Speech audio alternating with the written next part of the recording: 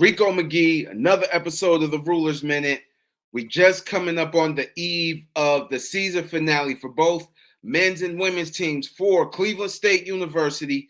Go Vikings and Vi Queens. I saw that on the sign. I thought that was really dope. So I'm excited because tournament season is just upon us. Couple of weeks out from March Madness for the men and the women, but it starts tomorrow, and we're going to start off talking about the Cleveland State women's basketball team. And I got my mans who's been coming with me covering the games. We've been talking to the coach. We've been talking to the players. My man Ken Stroud of the Stroud Brothers Sports Show. Thank you, man. Thanks, Rico, for having me on as always. I love when we get to kind of jump in and do this, and we get to talk about something like you said that we both get to cover, and that's these women Vikings. They are on an absolute tear. They are on fire.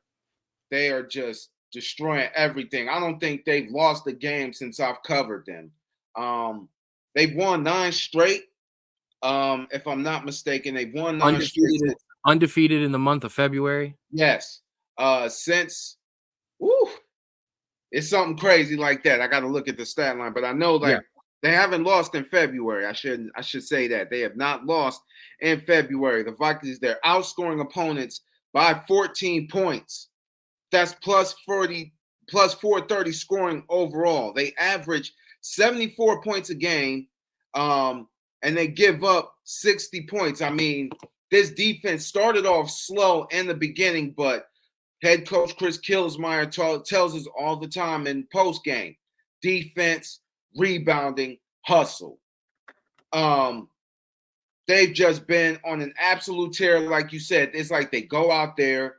It's like they cut on the game of 2K.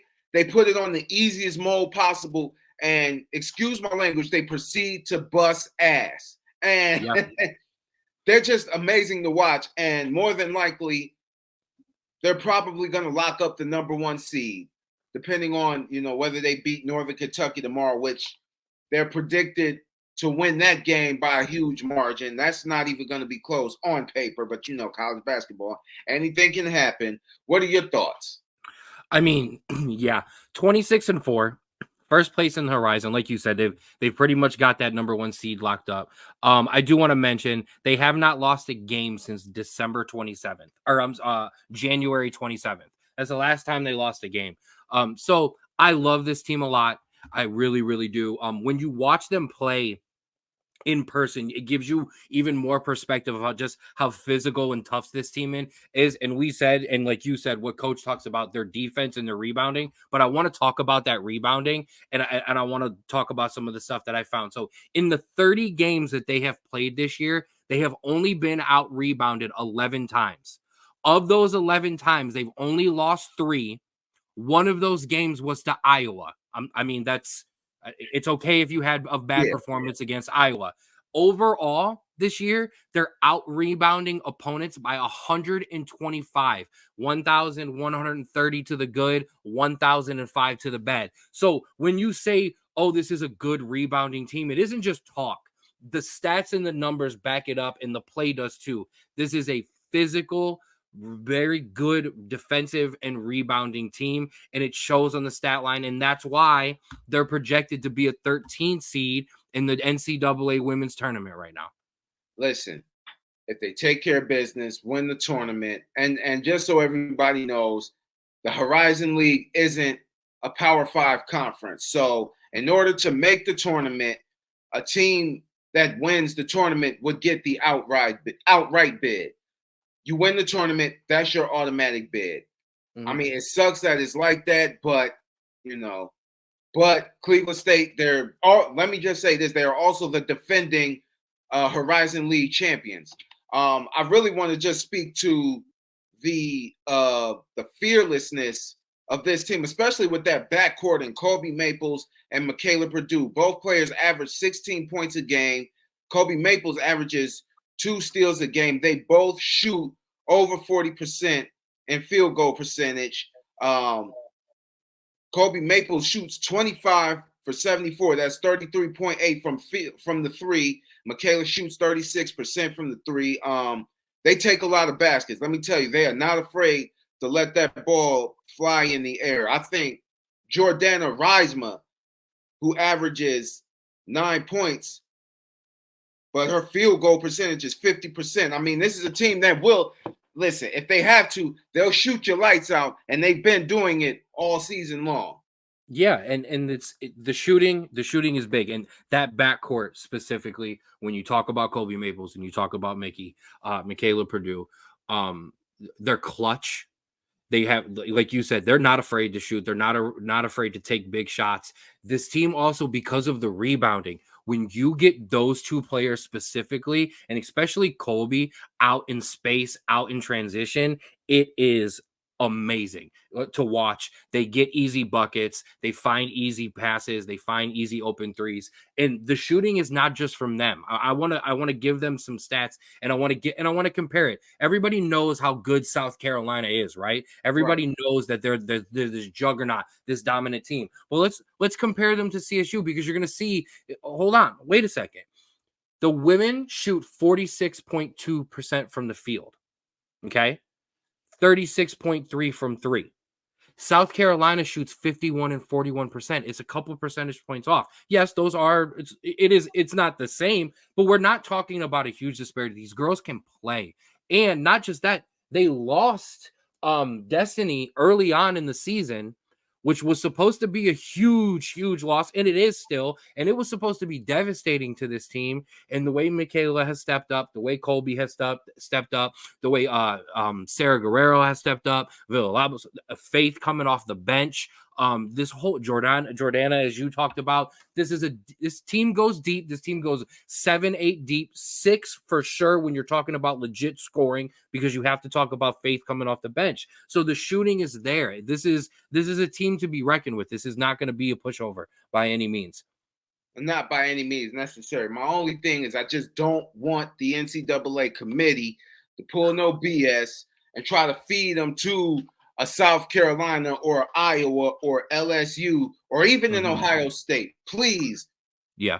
Now, as of yesterday morning, the current projection has them as, like I said, that 13 seed and playing Gonzaga. So it's not the worst matchup in the world. It's really not. I know everybody, they hear the name Gonzaga and you think of this, what kind of level up. I'm telling you, I think the CSU girls can get, I apologize, the CSU women can get out of that first round, honestly, depending on the matchup that they get. I really do. Especially if they're going to rebound. What they have proven all year long is even if they get close to being out rebounded, because in a bunch of these games, and listen, I literally have all the stats. I wrote down every game's rebounding stats, even the ones that they got out rebounded. Only 2.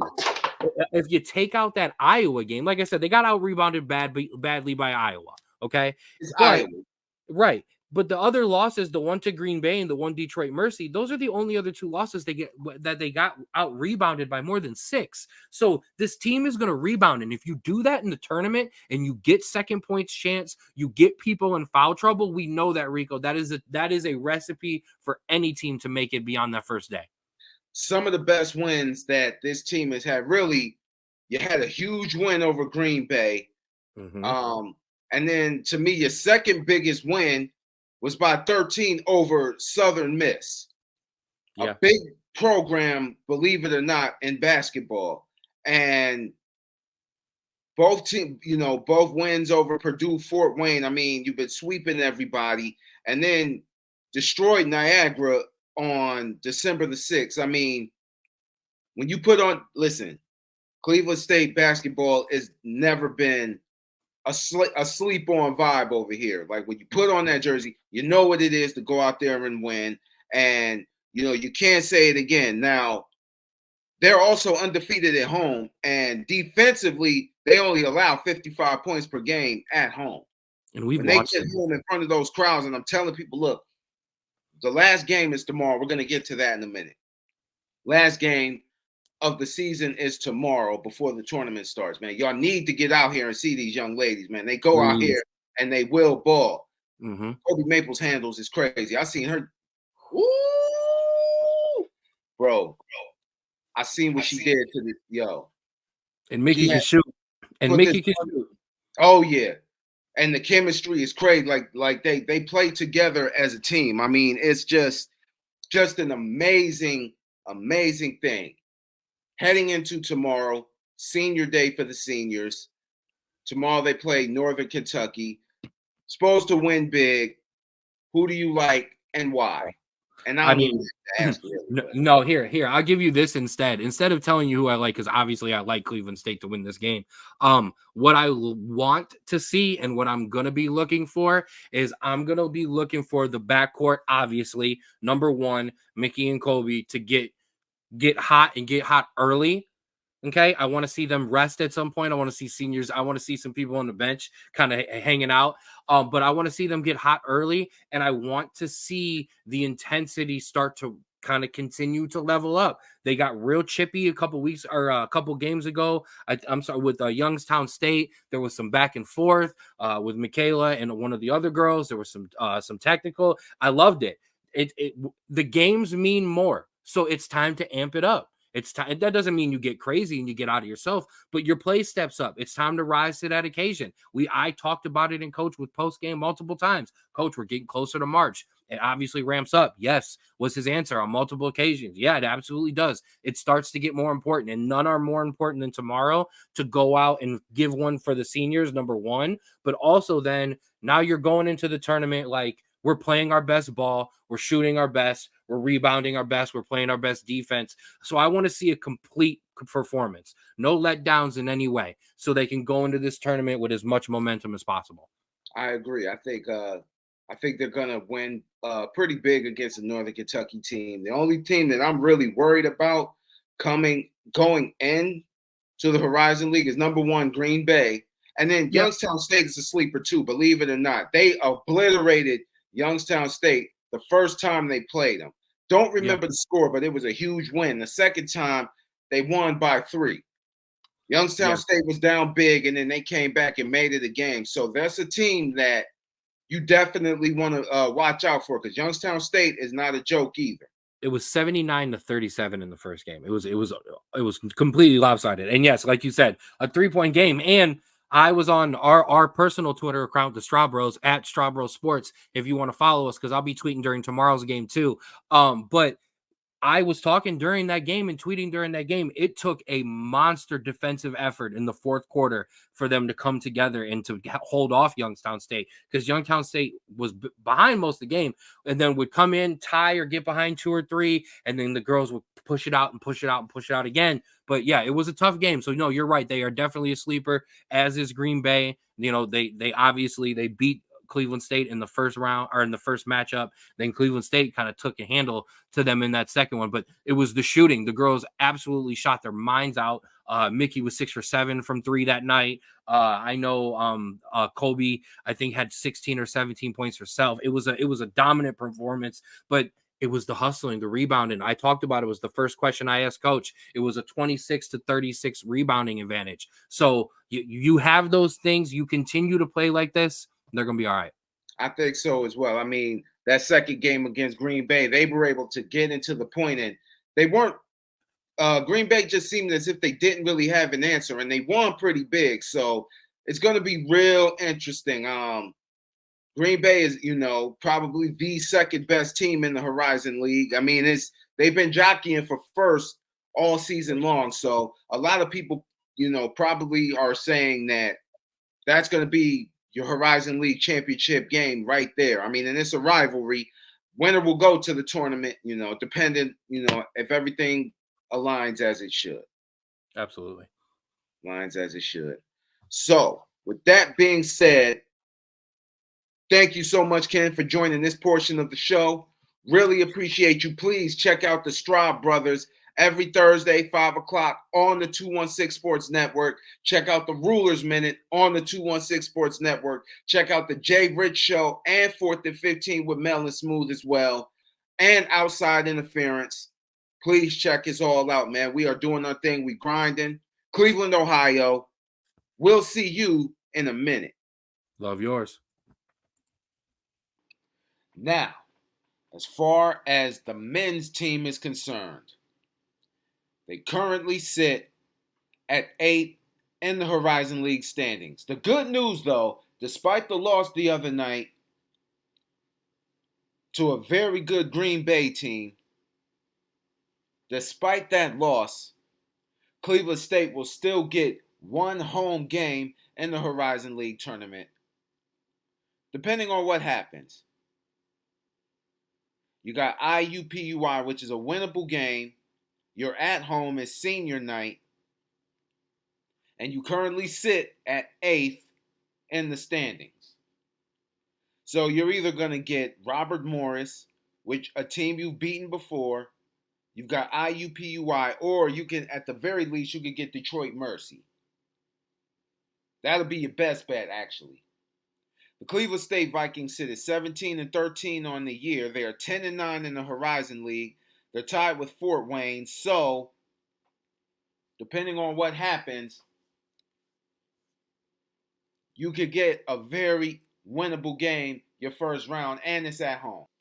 Now, let's just go over some team stats for the men's team. Cleveland State shoots 55% from the floor. They shoot 33% from three-point range. They average 12 offensive rebounds a game, but 22 defensive rebounds a game. Defense isn't, the defensive rebounding, they're locking down and they're getting stops.